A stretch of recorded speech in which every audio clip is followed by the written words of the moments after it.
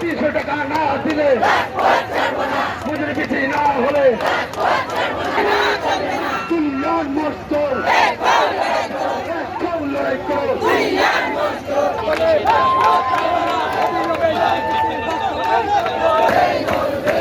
সমাজ লড়ছে বাস্তবায়ন করতে হবে শ্রমিকদের দৈনিক মজুরি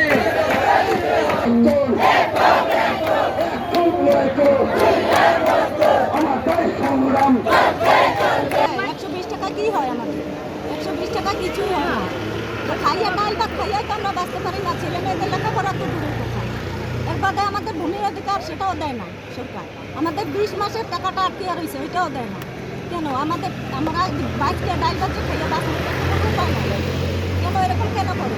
আমরা শ্রমিকরা এত কষ্ট করে পাতি তুলি, সকাল 9টায় যাই 5টায় আসে, কত কষ্ট হয় সেটা আমরাই জানি।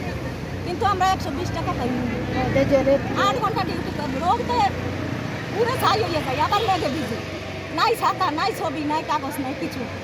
এই অবস্থা আমাদের চলতে পারি না আমরা, আমাদের খুবই কষ্ট হয়। একদিন ঘরে থাকলে রেশন কেটে দেয়, টাকা নাই। তো আমাদের কি অসুখ বিসুখ নেই? অসুখ হইলে শিখলে খাইলে 9টা তো 12টা পর্যন্ত না থাকলে শীত কেটে দেয়, নাই ওষুধ নাই বড়ি নাই কিচ্ছু নাই। আমরা কীভাবে বাঁচবো? 120 টাকা কোথায় আছে?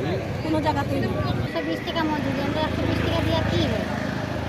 আমরা ঠিক মতন খাইতে পারি না, বাচ্চা কাচ্চারা লেখাপড়া শিখাইতে পারি না।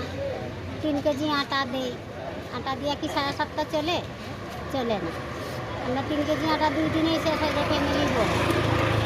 আর 2 জন কামলা দিয়ে আমরা 120 টাকা দিয়ে কী হবে? আমরা তো কিছু হয় না।